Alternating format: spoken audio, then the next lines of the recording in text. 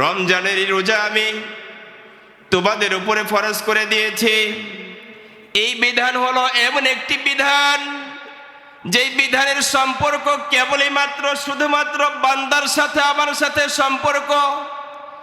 সিহরির সময় সিহরি খাইলাম, বিবি দেখলো, সন্তান দেখলো। মাগরিবের আজানের সময় ইফতার করলাম। সারাদিন আমি পানি পান করেছি, আমি খাবার খেয়েছি কিনা আমি ছাড়া, আমার রব ছাড়া পৃথিবীর কেউ বলতে পারে না। কথা বলেন ঠিক কিনা?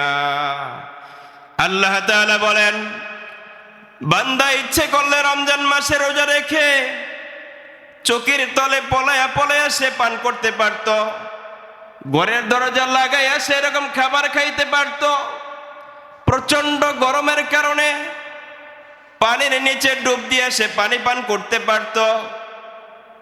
যখনই তার মনে পড়ে তৃষ্ণার কথা, যখনই তার মনে পড়ে ক্ষুধার কথা, ক্ষুধা লাগছে, পানি তৃষ্ণায় ছটফট করতেছে, তখন সে চিন্তা করে কে যেন আমাকে ডাইকে বলে, ও বান্দা, মালিক তো তোর দিকে তাকায় আছে। মালিক বলে, না না, রোজা আমার জন্য।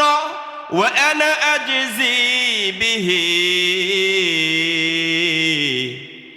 রোজা তো আমারই জন্য, আর আমি আল্লাহ তাআলা সমস্ত ইবাদতের বিনিময়গুলো আমি আমার বান্দা বান্দীদেরকে ফেরেশতাদের মাধ্যমে দেব। রোজার বিনিময়ে, রোজার প্রতিদান আমি রব্বুল আলামিন আমার বান্দা বান্দীকে নিজ হাতে দেব। সুতরাং তুমি ইচ্ছে করলে পলায় খাইতে পারতা, দরজা বন্ধ করে খাইতে পারতা, পানির তলে ডুব দিয়েও তুমি খাইতে পারতা। আমাকে ভয় করে যখন তুমি পান করো নাই, আমাকে ভয় করে যখন তুমি এরকম ভাবে খাবার খাও নাই, আমি আল্লাহ তাআলা এর বিনিময় বান্দা তোমাকে দিয়া তোমাকে সন্তুষ্ট করিয়া দেব। বলেন সুবহানাল্লাহ।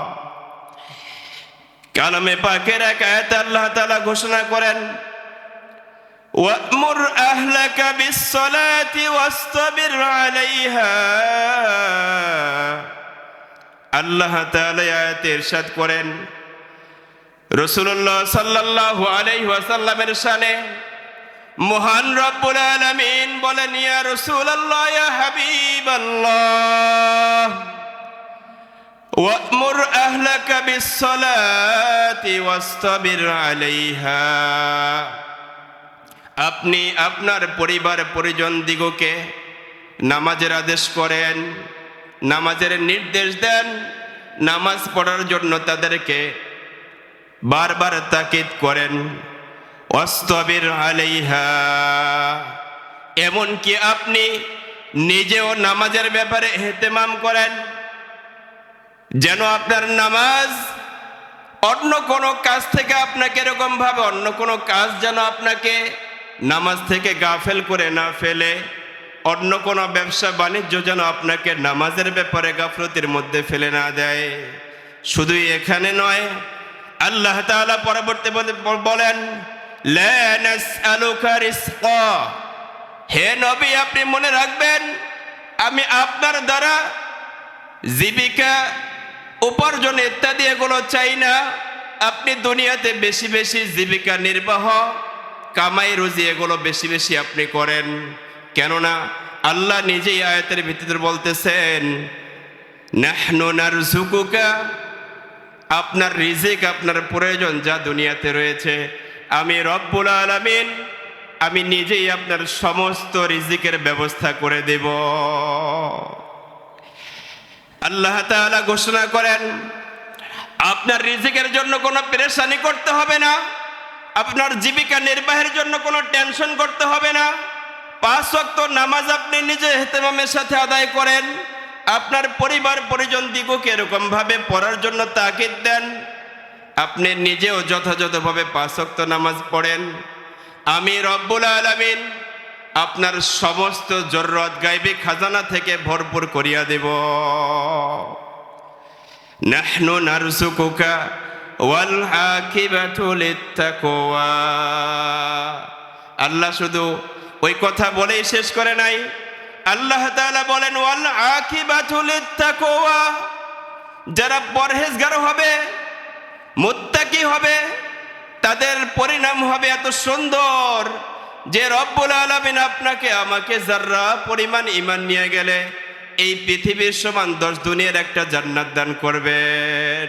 বলেন না সুবহানাল্লাহ। রাসূলুল্লাহ সাল্লাল্লাহু আলাইহি ওয়াসাল্লাম হাদিসে পাকে ঘোষণা করেছেন, ক্বালা রাসূলুল্লাহ সাল্লাল্লাহু আলাইহি ওয়াসাল্লাম মিফতাহুল জান্নাতিস সালাহ, নামাজি হবে আপনার জান্নাতের চাবি। চিল্লায় বলেন সুবহানাল্লাহ। মিফতাহুল জান্নাতিস সালাহ, জান্নাতের চাবি হবে নামাজ। এই নামাজ আপনাকে দুনিয়ার যত জরুরত রয়েছে সমস্ত জরুরত থেকে সমস্ত জরুরত আল্লাহ তাআলা পুরা করিয়া দিবেন। রাসূলুল্লাহ সাল্লাল্লাহু আলাইহি ওয়াসাল্লামের মাধ্যমে এক হাদিসে আল্লাহ তাআলা জানায় দিয়েছেন, যে ব্যক্তি শুধু 5 ওয়াক্ত নামাজের ইহতিমাম করবে, দুনিয়ার জগতে শুধু তার রিজিক ইত্যাদি পুরা করবে না, মহান রব্বুল আলামিন আপনার আমার যত জরুরত রয়েছে সমস্ত জরুরতগুলো আল্লাহ তাআলা পুরা করিয়া দিবেন। রব্বুল আলামিন কালামে পাকে ঘোষণা করেন, ওয়াল আকিবাতু লিত্তাকওয়া, উত্তম পরিণামই হলো ওই সকল পরহেজগারদের জন্য। সাহাবায়ে কেরামের অবস্থা কেমন ছিল দেখেন। আলী রাদিয়াল্লাহু তাআলা আনহু, ওমর রাদিয়াল্লাহু তাআলা আনহু, আবু বকর সিদ্দিক রাদিয়াল্লাহু তাআলা আনহু, তাদের অবস্থা তো এমন ছিল, যখনই মসজিদের আজান হয়ে গেছে, মুয়াজ্জিন যখন আজান দেয়, তাদের কুড়ালগুলো যখন কাটার জন্য উপরে উঠায়, আল্লাহু আকবারের ধ্বনি শোনার সাথে সাথে কুড়াল যখন মাথার উপরে উঠাইছে, সাহাবায়ে কেরাম এই কুড়ালকার সামনের দিকে নেয় নাই, সাথে সাথে কুঠালকে পিছনের দিকে ফালাইয়া দিয়া নারায়ে তাকবীর আল্লাহু আকবারের ধ্বনি শোনার সাথে সাথে, আজানের ধ্বনি কানে শোনার সাথে সাথে দৌড়াইয়া মসজিদের দিকে চলিয়া গেছে। ওমর রাদিয়াল্লাহু তাআলা আনহুর জীবনী পড়লে দেখা যায়, আজানের ধ্বনি শোনার সাথে সাথে ওমর রাদিয়াল্লাহু তাআলা আনহুর চোখের ভিতরে এরকম ভাবে লাল হয়ে যাইতো, লাল বর্ণ হয়ে যাইতো। আম্মা জান আয়েশা সিদ্দিকা রাদিয়াল্লাহু তাআলা আনহা, আবু বকর সিদ্দিক রাদিয়াল্লাহু তাআলা আনহা, আশআরে মুবাশশারা, যাদের জান্নাতের সুসংবাদ রব্বুল আলামিন দুনিয়াতে দিয়ে দিয়েছেন, এই জান্নাতের সুসংবাদ পাওয়ার পরেও আবু বকর রাদিয়াল্লাহু তাআলা আনহুর জীবনের ছোট্ট একটা কথা বলে আমি আলোচনা শেষ করব। আবু বকর রাদিয়াল্লাহু তাআলা আনহু মাটির উপর দিয়ে হাঁটতেন আর বলতেন, হে আবু বকর, তুমি যদি মাটি হইতা তাহলে মাটির সাথে মিশিয়া যাইতা, মানুষ কাটতো, মাটির উপর দিয়ে মানুষ চলাফেরা করত, মাটি দিয়া মানুষ তার সমস্ত কাজকর্মগুলো পুরা করত, ইট বানাইতো, বিভিন্ন আসবাবপত্র বানাইতো। ওই মালিকের দরবারে দাঁড়াই আর কোনোদিন হিসাব নিসাব দেওয়া লাগতো না। ও আবু বকর, তুমি যদি খড়কোটা হইতা তাহলে তোমাকে গরু ছাগলে খায়া ফেলাইতো, মালিকের দরবারে দাঁড়াইয়া কোনো হিসাব নিকাশ দেওয়া লাগতো না। ও আবু বকর, তুমি যদি কোনো প্রাণী হইতা, মালিকের দরবারে দাঁড়াইয়া তোমার কোনো হিসাব কিতাব দেওয়া লাগতো না। সম্মানিত হাজিরিন, সম্মানিত এলাকার মা ও বোনেরা, আউয়াল ওয়াক্তে 5 ওয়াক্ত নামাজ যথাযথভাবে পড়ব, স্বামীর হুকুম যথাযথভাবে মানব, এমনকি শ্বশুর শাশুড়ির খেদমত যথাযথভাবে করার চেষ্টা করব, খাস পর্দায় থাকব। পুরুষের এরকমভাবে বিবির হক আদায় করা, মা বাবার সেবা যত্ন করা, মহান রব্বুল আলামিনের বিধান 5 ওয়াক্ত নামাজ যথাযথভাবে আদায় করা, বান্দার হক আদায় করা, কারো জমিন অন্যায়ভাবে লুণ্ঠন না করা, প্রতিবেশীর উপরে জুলুম না করা, ভাইয়ের উপরে এরকম ভাবে জুলুম না করা। দুর্বল প্রকৃতির এক শ্রেণী রয়েছে আমাদের এলাকার মধ্যে, যারা বাস্তবিক পক্ষেই দুর্বল, জীর্ণ শীর্ণ এবং ক্ষমতার দিক দিয়ে সর্বদিক দিয়ে টাকা পয়সার দিকে দুর্বল, কিন্তু শক্তিশালী যারা রয়েছে তারা দুর্বলদের উপরে জুলুম করে। এই প্রকারের জুলুম থেকে প্রতিবেশীর হক আদায় করা, আল্লাহ তাআলার বিধানাবলী যথাযথভাবে যদি আদায় করতে পারি, রব্বুল আলামিন আপনাকে আমাকে যাররা থেকে যাররা পরিমাণ যদি ঈমান নিয়ে কবরে যাইতে পারি, আল্লাহ তাআলা আপনাকে আমাকে এই পৃথিবীর সমান 10 দুনিয়ার একটা জান্নাত দান করবেন।